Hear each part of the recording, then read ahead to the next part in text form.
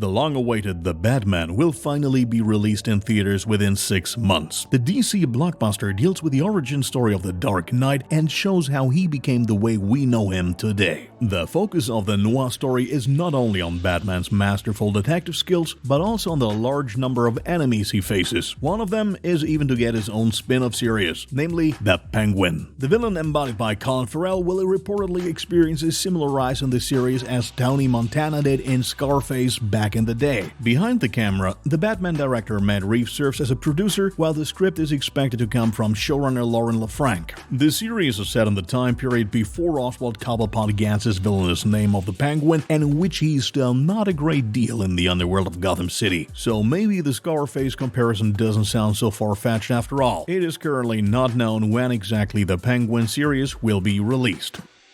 It's barely been a year since the production of Predator 5 was officially announced. The project, also known as Skull, is intended to get the franchise back on track after its rather moderately rated predecessor, The Predator, from 2018. The filming of the movie seems now to be completed, which will initiate the post-production phase. This was revealed by cinematographer Jeff Cutter on Instagram, who quickly deleted this post shortly afterwards. There's also new information about the Skull cast, as 2 new cast members have surprisingly joined. One is acting newcomer and musician Dakota Beavers, the other is Dane DeLiegro, who has already starred in American Horror Story and was also previously active as a professional basketball player. In terms of content, there is no official information yet. However, it is known that there will be no relation to the Predator. Moreover, there's a rumor going around that a Native American woman from the indigenous Comanche people will be at the center of the plot. She has great ambitions to become a great warrior, in contrast to the culture she was taught. If reports are to be believed,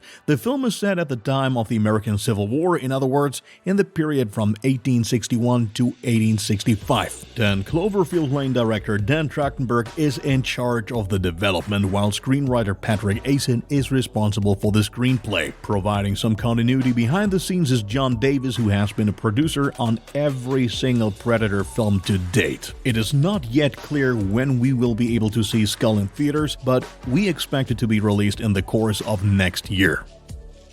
Prior to the release of the DC movie The Suicide Squad, it was already clear that one particular character would get his own series. We are of course talking about Peacemaker, brilliantly played by John Cena. If you haven't seen The Suicide Squad yet, you should skip this news, as the following will contain spoilers. In the first image of this series, published exclusively by Entertainment Weekly, we can see not only the Peacemaker, but also 2 other returnees from The Suicide Squad. They are Jennifer Holland as Emilia Hawkward and Steve Agee as John Economos, and it's not just a coincidence. If we recall the end of the DC blockbuster, the 2 of them made sure that the main character had the most important information needed for the reckless Suicide Squad. By the end of the credits, they were then given the task of preparing the Peacemaker for his upcoming mission. Well, so much for the connection between the series and the movie.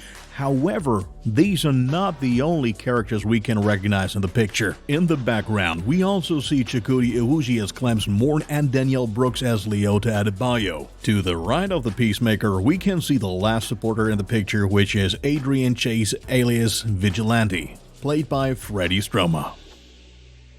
Very soon, the time for Tom Holland's Spider-Man in the MCU will be over, as the iconic superhero returns to the Sony universe after Spider-Man No Way Home. There, a number of villains are waiting to finally stop Peter Parker, above all the Sinister Six of course. But Eddie Brock, alias Venom, certainly has a few things to say to Spider-Man as well. The second movie installment, Venom, Let There Be Carnage, will be released in October, after which the future of the anti-hero remains uncertain. Much to the delight of many fans, Venom 2 director Andy Serkis confirmed to IGN that crossover involving Venom and Spider-Man is now just a matter of time. Sadly, he couldn't tell us when exactly and in which way, so it looks like we will have to remain patient for a while. For the time being, there's more news about Venom Let There Be Carnage, since a couple of days ago the runtime of the upcoming blockbuster was revealed. According to a report from Screen Rant, the Sony adventure is surprisingly short, as it is said to be just over 90 minutes long. This is a true exception in today's movie world, where films like Avengers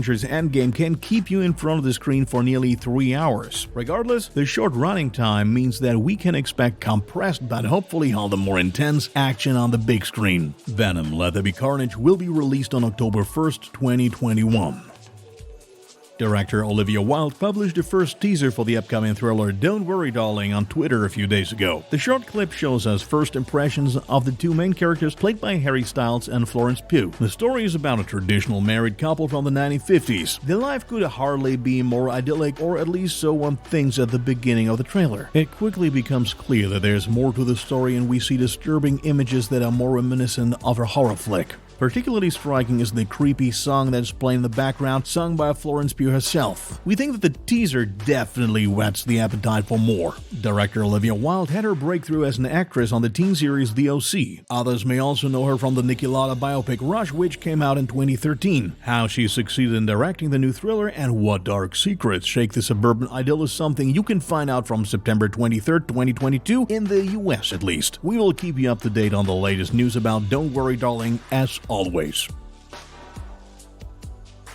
Christopher Nolan and Warner Brothers can look back on a very successful working relationship. Having started in 2002 with Insomnia, the star director has created long-running hits such as The Dark Knight, Interstellar, Inception, and more recently Tenet, which many viewers found rather mediocre, however. After almost 20 years, it is now time to call it quits. The reason behind this is both simple and trivial. Like many actors, the director is bothered with the release practices of Warner's streaming service HBO Max. Since the publisher has released all blockbusters of 2021 not only in theaters but also on HBO Max at the same time, many of those involved missing out on a larger part of the income. The big winner in this strategy is solely Warner itself, which is why many have harshly criticized the company's behavior in the past. So much for the context, though. What are Nolan's plans now at Universal? Reportedly, the next project is a movie about a rather touchy subject, namely the development of the atomic bomb. It centers on the American scientist Julius Robert Oppenheimer, who was in charge of the infamous Manhattan Project. Universal is said to have invested a hefty $100 million in the movie, which is why Nolan has chosen this film industry giant this time around. Allegedly, Sony and MGM were among the other contenders. However, they apparently weren't willing to put up that kind of money. Further details regarding the film are not yet known. Shooting of the still untitled project is expected to begin in the first quarter of 2022.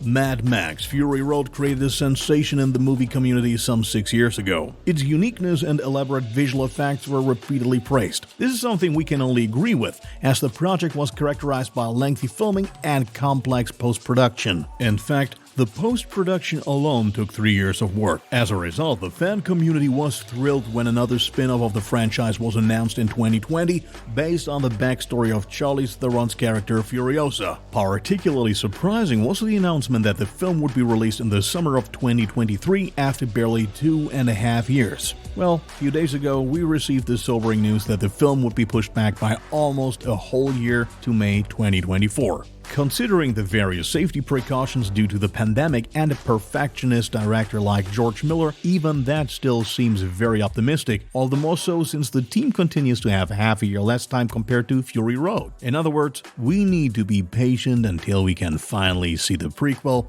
Mad Max Furiosa, in theaters. If you haven't had enough from the world of movies and series, be sure to watch the new The Matrix 4 Resurrections trailer in full length on our channel, which is a real must-see, particularly for fans of the first part. Be sure to also check our channel to see previews for upcoming blockbusters like Jurassic World Dominion, Black Adam, Transformers 7, Rise of the Beasts, and many more.